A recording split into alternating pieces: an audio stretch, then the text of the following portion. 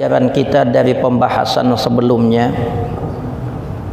faqad qala al-muallifu rahimahullahu ta'ala wa adaman naf'a bihi wa bi'ulumihi wa bikum fid dharaini amin. Qala bismillahirrahmanirrahim, wal yakunil abu hafizan haibatal kalami ma'ahu.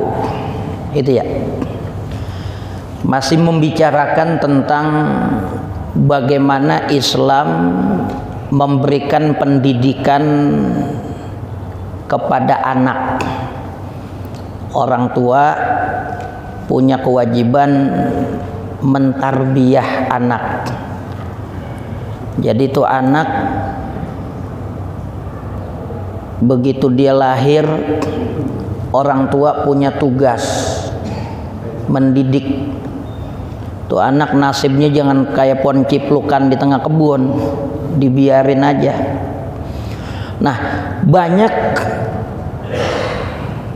tips-tips yang telah disebutkan oleh Al-Imam Al-Ghazali supaya anak ini punya karakter yang baik ketika nanti dewasa. Sebab tabiat-tabiat yang buruk yang ada pada seorang anak ini banyak ditentukan dari bagaimana orang tua mendidiknya. Ini anak bangor, dia nakal, atau orang Betawi langkadan, ya, itu banyak ditentukan sejauh mana orang tua ngasih pendidikan. Ini dalam Islam, orientasi pendidikan yang diutamakan adalah pendidikan rohaniyah, pendidikan jiwa. Bayangin, dari mula tuh anak belum ada, nyari bininya aja ada kriteria buat si emak anak itu. Makanan yang kudu masuk darah daging si bapak kudu selektif, makanan-makanan yang halal. Ini ada ulama besar dari Istanbul, namanya sangat populer, meninggal tahun sekitar 1960, Syekh Said Naurasi, ya. Orang kita nyebutnya Nursi, padahal nama kotanya Nauras. Ini saat beliau masih kecil udah kelihatan dia punya kecerdasan, dia punya daya tangkap yang luar biasa, dia punya kalimat-kalimat yang enggak umum disampaikan oleh bocah-bocah seusia dia. Sang guru ini bergeleng-geleng kepalanya, asal lagi belajar masuk di perpustakaan, dia baca sebentar tapi hafalannya melebihi kawan-kawannya. Apa dalam masa ibtidaiyah, kitab Jam'ul Jawami udah atam, udah hafal seminggu. Fil Jum'ati, dia hafal kitab Jam'ul Jawami, cuman ngapalin hari Jumat, Jumat depan udah hafal. Kitab Jam'ul Jawami kan kitab antep juga itu.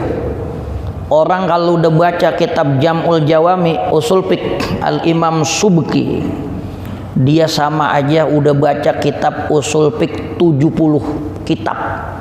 Persen 70 kitab usul fiqh yang susah-susah dikumpulin Al-Imam As-Subki dalam kitab Jam'ul Jawami. Lah dia bocah masih SD, kelas ibtidaiyah udah hafal. Gurunya bingung, takjub. Ini anak diempanin apa ini? Ini anak bagaimana ini? Sirrut tarbiyah orang tuanya mendidik anaknya kayak gini. Udah hafalan cepet, dia punya kecerdasan, ngomongnya juga kata-katanya bagus, banyak hikmah yang keluar. Akhirnya nih gurunya pada datang ke rumah orang tuanya, nanya ngapa ini bisa apa punya anak model begini. Apa kata emaknya? Selama anak ini dalam kandungan saya, itu saya nggak pernah putus-putus yang namanya kondisi daimul wudu. Nggak pernah kalau wudu saya batal, saya wudu lagi. Konsisten saya jaga daimul wudu waktu buntingin dia. Kayaknya masih ada lagi nih, nggak mungkin cuman begitu doang. Begitu bapaknya pulang, bapaknya bawa kambing, ngangon kambing sama sapi. Ini gurunya kaget ngelihat sapi sama kambing, mulutnya pada dicangap, dibungsel, pakai bujur, mulutnya ditutup. Ini pemandangan yang lagi-lagi nggak umum. Orang ngangon kambing, ngangon sapi, mulutnya pada ditutup. Nanya lagi tuh guru, ngapa itu kambing, ngapa itu sapi mulutnya pada ditutup? Apa kata babanya? Pekerjaan saya nyari rezeki hasil dari susu perasan sapi dan kambing. Itu yang bakal jadi napakoh anak bini saya. Saya nggak mau ngasih makanan dari hasil uang yang subhat. Ini kambing, ini sapi, begitu keluar dari tempat angon, yang namanya rumah orang kan kadang-kadang pohonannya ada di jalanan. Emang sih nggak jadi masalah. Dimakan kambing, dimakan sapi, siapa yang mau nuntut? Kagak ada. Cuman kehati-hatian saya, jangan apa ini kambing ngigitin, makanin tumbuhan-tumbuhan orang, saya tutupin mulutnya. Apa kayak gitu. Jadi nih guru ngambil kesimpulan bahwa ya, ini dia punya anak yang soleh, cepet apal, nangkepnya luar biasa. Karena yang pertama lahir dari orang tua yang ahli ibadah. Yang kedua ama ekstra dalam urusan makanan yang halal. Ini rahasia besar. Si anak itu jadi hafiz, si anak itu jadi orang cerdas. Rahasianya jaga makanan yang halal. Al-Imam Al-Khallal, gurunya Imam Ahmad bin Hanbal, idza akaltal halala ataqtallah syi'ta am abai, wa idza akaltal harama asaitallah syi'ta am abai. Apabila kita bisa jagain makanan yang halal, maka kita akan berbuat taat kepada Allah, baik kita pengen atau nggak pengen. Dengan sendirinya makanan itu membentuk karakter yang baik dalam tubuh kita. Tetapi sebaliknya kalau yang kita makan makanan yang subhat, apalagi si haram, mau kagak mau tubuh kita bakal keseret ngerjain perbuatan yang dilarang oleh Allah. Ini pendidikan Islam. Orientasinya pendidikan rohaniyah. Wal yakunil abu hafizan. Hendaklah seorang bapak itu hafizon, menjaga dirinya, haibatal kalami, agar memiliki wibawa dalam menyampaikan sesuatu kepada anaknya. Omongan bapak kudu wibawa depan anak. Ini nggak sembarangan loh. Ada bapak ngomong anaknya ini punya daya gugah yang luar biasa. Setiap apa yang bapaknya kata, ucap, langsung jub aja di hati anak itu. Ini nggak bakal bisa lahir melainkan dari orang tua yang jalanin ibadah. Sampai Al-Quran menyebut istilah dalam surah Al-Muzammil, qumil laila illa qalila nisfahu awin qus. Apa tadi depannya? Qumil laila illa qalila nisfahu awin qus auzid warattilil qur'ana tartila inna sanulqi alaika qaulan tsaqila. Ada istilah namanya qaulan tsaqila. Dalam kitab-kitab tafsir tuh yang disebut qaulan tsaqila Quran. Kata Allah, kami akan talkinkan kepada engkau ya Rasulullah qaulan sakila, perkataan yang berbobot. Qaulan sakila itu Quran. Itu Quran apa gini hari kita bisa baca. Sahabat bisa nyebut, tabiin bisa baca Quran dengan lancar karena kalimat itu udah dibaca oleh Rasulullah duluan. Seandainya kalimat itu enggak pertama kali dibaca oleh Rasulullah, apa gini hari belajar Quran susah. Allah kata sanulqi alaika qaulan sakila, perkataan yang berbobot. Artinya seseorang itu akan punya perkataan yang mudah diterima oleh orang, perkataan yang wibawa. Manakala qumil laila, dia bangun malam. Orang yang punya omongan kalau dia rajin qiyamul lail, dia jaga wudhu, qiyamul lail, mukanya cahaya, senyumnya luar biasa, omongannya jadi berbobot. Qumil laila illa qalila nisfahu awin qus auzid alaihi warattilil qur'ana tartila. Qiyamul lail membaca Quran. Si bapak, si emak, orang tua yang dia punya hubungan kepada Allah, jagain ibadah, khususnya ibadah tambahan, qiyamul lail, baca Quran, dia kalau ngomong sama anaknya dia bakal punya istilah qaulan sakila, perkataan yang berbobot. Si bapak kudu punya wibawa di depan anaknya. Ini yang Imam Ghazali sebut, ya, bagaimana mau masuk ya ke hati anak itu. Laksana orang makan, bagaimana mau masuk tuh makanan, mulut aja tekancing gitu.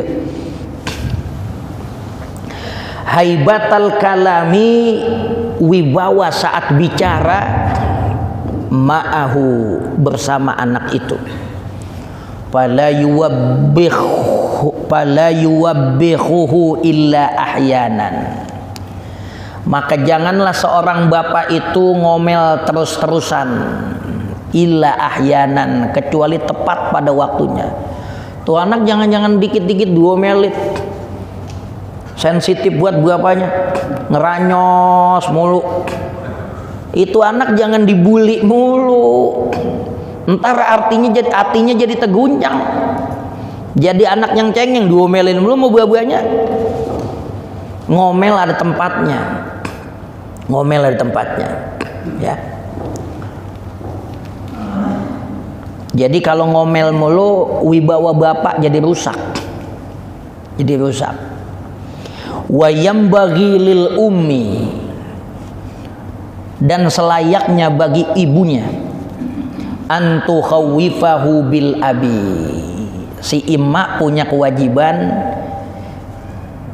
jadiin anaknya ini takut sama babanya. Sebab kalau emang sama emak, emang dia kebangetan sama emak, sehari-hari emak-emaknya, dari mulai melek mata sampai tidur itu anak banyakan emak-emaknya. Kalau emaknya yang ngomel, dia berasa manja sama emaknya. Makanya bapak kudu punya wibawa, si emak kudu menekankan si anak itu biar takut sama babal. Tadi omelin sama bapak, itu kudu begitu pendidikan Islam. Jangan ketika bapak ngomel emak belain, wah kacau ini. Imam Ghazali lagi ngunjukin ini ada sebuah pamungkas dalam mendidik anak, di mana bapak omongannya kudu berwibawa, si emak juga mampu bikin anak itu takut kepada bapaknya. Kalau bapaknya doang yang ngomel, emaknya belain, wah dia merasa bangga, anta juga dibelain. Tuh, itu jangan itu yang salah, ya. Wa tajzurahu anil qabaihi wa tazjurahu anil qabaihi, dan si emak mampu melarang anak itu, melarang perbuatan-perbuatan yang enggak baik. Ya, jadi waktu bapaknya ngomel, emak jangan ngalemin, emaknya jangan ngalemin. Ini pendidikan yang kudu kita kerjain, ya. Kalau enggak begitu, ntar gedenya nih bocah, ya, jadi orang yang salah dalam perilaku. Wayam bagi, dan semestinya an yumna'a anin naumi naharan, dan selayaknya bahwa anak itu dicegah untuk tidur di siang hari. Kalau siang harinya tidur, apalagi bablas sampai sore, entah malam tuh anak begadang mulu. Kalau malamnya tidur jadi terlalu lama, besok pagi masih ngantuk aja, lemes aja, ngapa-ngapain, aktivitas ogah. Oleh karenanya kata Imam Al-Ghazali, mendingan itu bocah jangan disuruh tidur siang. Kalau aktivitas siang dia isi, ntar malam, awal-awal malam dia udah cepet tidur. Jangan diajarin begadang itu bocah, ya enggak? Ya Allah, makanya kayak banyak pengangguran nih. Kalau ada jamaah yang pada nganggur, jangan begadang mulu, bukan apa-apa, takut besok nganggur kesiangan. Iya, jangan. Pakai diajarin bocah kagak baik gitu. Kenapa nggak usah disuruh tidur siang? Fa innahu yurisul kasala, maka itu akan mewariskan sifat malas. Karena malamnya banyak meleknya, ya, yang Allah suruh malam tidur, siang aktivitas, jangan dibalik. Wala yumna'u minhu lailan, dan jangan dicegah si anak itu tidur malam hari. Malam suruh tidur, sunnatullahnya begitu. Walakin yumna'ul purushal wati'ata, bahkan si anak itu kudu dicegah tidur pada kasur-kasur yang empuk. Purushal wati'ah, biasain anak itu tidur pada kasur-kasur yang biasa, alas tempat tidurnya. Kalau kasurnya kebangetan empuk, tidurnya bisa bablas, ya enggak? Nah, ini diajarin begitu tuh dalam Islam. Hatta yatasallaba a'dha'uhu, sehingga anggota tubuhnya akan kuat. Kalau biasa di tempat-tempat yang keras, tubuhnya jadi siap nerima yang keras. Kalau seringnya di tempat-tempat yang empuk, badannya jadi boyo, ngati boyo, laksana terong kerebus, gombior. Ya. Wala yaskhufa badanuhu, dan tidak hatta yatasallaba a'dha'uhu, sehingga anggota badannya kuat. Wala yaskhufa, dan enggak lemah badanuhu, jasmaninya. Jadi disuruh ngalamin yang enggak enak. Kebalikan sama pendidikan orang barat, ya. Dari kecil makannya kudu yang bergizi, tidurnya biar badannya isel, ya. Itu orang barat pendidikan anak orientasinya jasmani, sehingga menurut orang kekinian bocah yang baik itu yang badannya isel, ya, itu bukan itu dalam Islam. Islam membentuk ruhiyah. Jangan makan yang enak-enak mulu, tidur jangan di tempat-tempat yang empuk. Tuh, bayangin, ntar nih anak begitu dia dewasa, tempo dia jadi orang susah, dia udah kagak kaget. Lah emang kemarin asal pulang sekolah naik KWK mulu, udah latihan jadi orang susah, jadi kagak kaget. Kalau bocah dijemput mulu, diantar apa-apa fasilitas, lempengan tempo, satu saat nasibnya kurang beruntung, lah takut kemana-mana. Coba kalau ayam umbaran, ya enggak? Emang dari kecil udah metok sendiri, udah pergi ke tempat sampah dia coker-coker, berani. Coba ayam boiler, dilepas dikit aja, ngelihat karet aja takut. Tuh, Nih Islam yang orientasi pendidikan Islam mengacu kepada ruhiyah. Ya. Sebab kalau orang fasilitasi dari kecil enak mulu, ntar udah tua, udah gede, pikirannya gegarasan mulu. Yang dia pikirin makan enak, yang dia pikirin buat kepentingan dia pribadi. Tapi kalau orang dididik dari kecil sama yang nggak enak, begitu dia dewasa, orientasi hidupnya beda. Dia nggak lagi mikirin dirinya, dia mikirin maslahat umum. Yang dia pikirin maslahat agama. Karena dari kecil udah dilatih buat kagak ngikutin hawa nafsu. Pendidikan yang latihan yang nggak enak dia udah kerjain. Jadi mentalnya bakal kuat menghadapi masa yang akan datang. Banyak banget orang stres, bahkan gila. Kalau tuh menjatuh di gila sih mending bunuh diri. Dia kagak bisa menghadapi kenyataan pahitnya zaman di masa yang akan datang karena dia nggak dikasih pendidikan ruhiyah saat masih kecil. Nah, ini fatal jamaah sekalian, ya. Fala yasbira 'anit tana'umi, sehingga dia nggak bisa menahan dari sesuatu yang lezat, yang nikmat. Ya, kalau nggak dilatih begitu, nggak dilatih lapar, nggak dilatih sama yang gak enak, besok nggak sabar, pengennya yang enak-enak. Bal yu'awwadul khusunata, bahkan semestinya seorang anak itu kudu dibiasakan, yu'awwad, dibiasain al khusunata fil maprasi, alas tempat tidur yang kasar, wal malbasi, dan pakaian, wal mat'ami, dan makanan. Jangan makan enak mulu, kali-kali makanan yang kagak enak. Satu saat kalau dia nemuin kehidupan yang berbeda dari yang biasanya enak, kagak enak, itu dia bakal terbiasa dengan hidup begitu. Nemuin makan enak, dia bersyukur. Wa yanbaghi ayyumna'a min kulli ma yaf'aluhu fi khufyatin.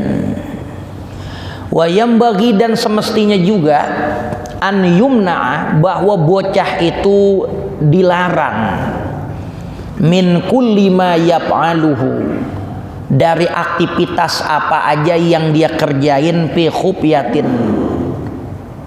pada tempat yang tersembunyi. Omelin bocah, kalau dari bocah udah sering ngumpet, mau ngapa-ngapain ngumpet, itu diomelin sama Imam Ghazali. Kenapa?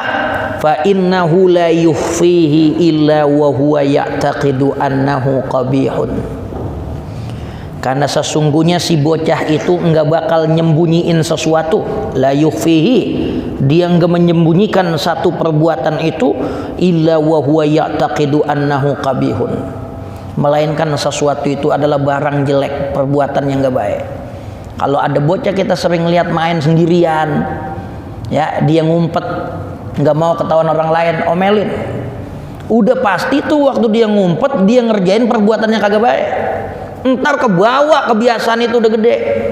Dari hal yang kecil, perbuatan buruk yang bocah lakuin, jangan apa tuh bocah ngumpet. Ya enggak, boleh jadilah tuh bocah dia ngupil, abis ngupil dia makan ngumpet. Lah itu kalau begitu lah coba itu. Udah tua masih makan upil. Naudzubillah. Karena tabiat bocah begitu. Dia kagak bakalan ngumpet melainkan ngerjain perbuatan yang buruk. Bocah itu makanya jangan sering biarin bocah tuh ngapa-ngapain ngumpet. Entah kebiasaan. Kata orang Betawi, entar kedalon, ya enggak. Faidaturika, maka apabila dibiarkan, tuh mau ngapa-ngapain ngumpet tuh bocah, ta'awwada fi'lal qabih, maka perbuatan buruk itu akan jadi kebiasaan. Dia akan biasa buat ngerjain perbuatan yang buruk itu. Nauzubillah. Apa sebegininya tuh didik anak. Wa yu'awwadu, dan hendaklah anak ini lagi-lagi dibiasakan fi ba'din nahari, di sebagian siang, al-masya wal harakata, jalan kaki, wal harakah, sering banyak gerak. Ya. Begitu Nabi Ayub Allah uji sama penyakit yang sangat dahsyat. Quran sendiri nyeritain bahwa obat dari penyakit yang Allah jadiin ujian ternyata adalah hada baridun wa syarab. Begitu sering banyak gerak, kakinya digerakin mulu. Begitu minum air putih, ya, yang rada adem, air kendi, gua minum dah tuh, penyakitnya bahaya. Gara-gara sering jejingrakan, sering banyak gerak. Ya, begitu juga dari bocah, jangan dekem di rumah aja, kudu sering tuh bocah jalan. Wal harokata, kudu sering banyak bergerak. Wariyadata, dan sering berolahraga. Ya, jadi badannya sekel kalau yang banyak gerak. Ya, kalau yang kagak bergerak, gemuk sih gemuk. Ya kan? Cuman kalau ditekan kagak balik-balik lagi. Nah, iya, kayak orang penyakit beri-beri. Hatta la yagliba alaihil kasalu, sehingga tuh anak kagak didominasi oleh sifat males. Ngapa-ngapain males, rebahan aja nggak mau bangun, di kasur aja udah kayak ular kadut nelen linggis, agak ada geraknya. Wa yu'awwadu, dan hendaklah si bocah itu dibiasain nih, alla yakshifa atrafahu, dibiasain itu bocah bahwa jangan dia sering buka atrafahu, bagian-bagian yang hampir pada auratnya. Ya umpama lelaki kan dengkul aurat, suruh tutupin. Biasain pakai celana kalau laki yang di bawah dengkul. Kalau dari kecil dibiasain pakai celana pendek, dekuar pakai celana pendek, la ilaha illallah, itu dengkul mana jiguan mulu. Ya. Nih dari kecil jangan dibiarin tuh anak, dia lagi mandi dekuar ke ruang tamu, telanjang, omelin, masuk. Ntar kagak kebiasaan tuh anak sering buka aurat. Ini dari kecil udah diajarin, udah diomelin dari kecil, ditanemin buka aurat itu salah. Wala yusri'al masya, dan janganlah si anak itu terlalu cepat jalannya, jalan pelan. Wala yurkhiya badanahu, wala yurkhiya yadaihi, janganlah dia sering julurin tangannya kalau lagi jalan. Julurin tangan sambil dia ayun-ayun, itu diomelin, jangan. Bal yadummuha, bahkan kalau jalan yang lebih bagus, si anak itu yadummuha, mengumpulkan dua tangannya ila sadrihi, ke bawah dadanya.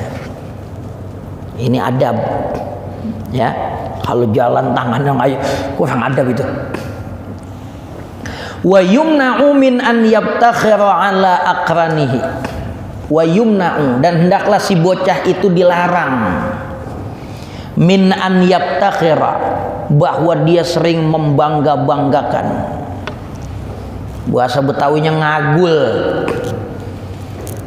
omelin biar kata sama bocah.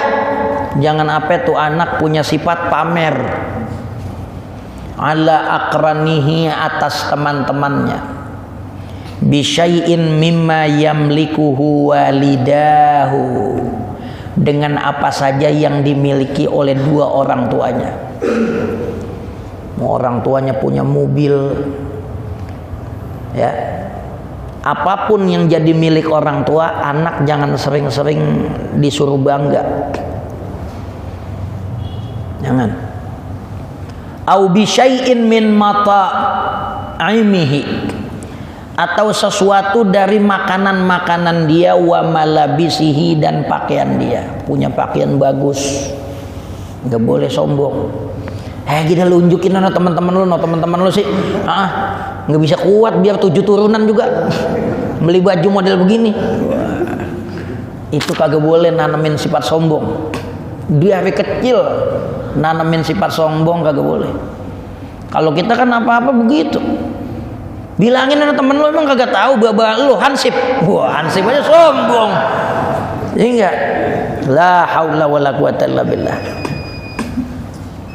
Au lauhihi, sampai dia punya lauh. Ya. Apa namanya? Lauhihi wa dawatihi. Dia punya buku buat nulis, sampai dia punya pulpennya tuh, dawat. Nggak boleh ngagul, urusan sekecil itu nggak boleh dari kecil, ya. Nanti tuh anak udah gede demen banget banggain babanya, tapi dia sendiri kagak berkualitas. Babanya kiai, engkongnya kiai, bangga sama itu. Nauzubillah, dia sendiri kagak ada kebisaannya, udah kayak ular air, nyatek orang kagak mati, kagak manjur ular air, ya. Ular kadut pada itu nyatek, giginya doang tinggalan. La haula wala quwata illa ya. La inibtakharta bi aba'in dzawi hasabin walakinnaka bi'sa ma wulidu walakinnaka bi'sa ma waladu. Seandainya kau sering banggain nasab turunan orang-orang mulia, laqad sodakta, bener mereka mulia, bener baba ente kiai, bener engkong ente kiai, ahli anu, pakar di bidang anu, bener tuh omongan. Tapi seburuk-buruk yang mereka lahirkan adalah engkau, kagak ada kualitasnya. Naudzubillah, ya. Jangan diajarin banggain apa yang dimiliki oleh orang tuanya.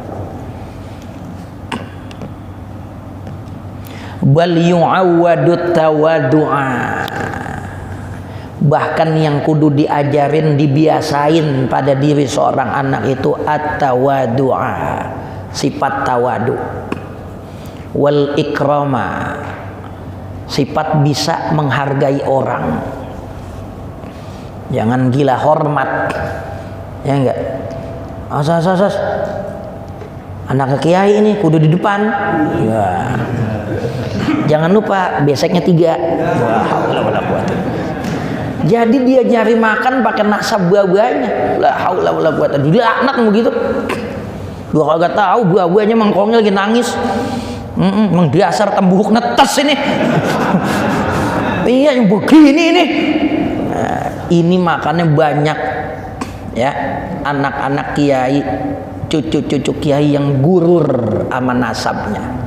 Dia terlena terhadap kebesaran nama bapak dan engkongnya, tapi tanpa punya kualitas, ya enggak. Lah anak kiai letahlilan, ya enggak, pakai sorban, lah cium tangan ngantri. Ya Allah, pakai ditarik steger. Lah coba itu. Bangga buat apa yang begitu?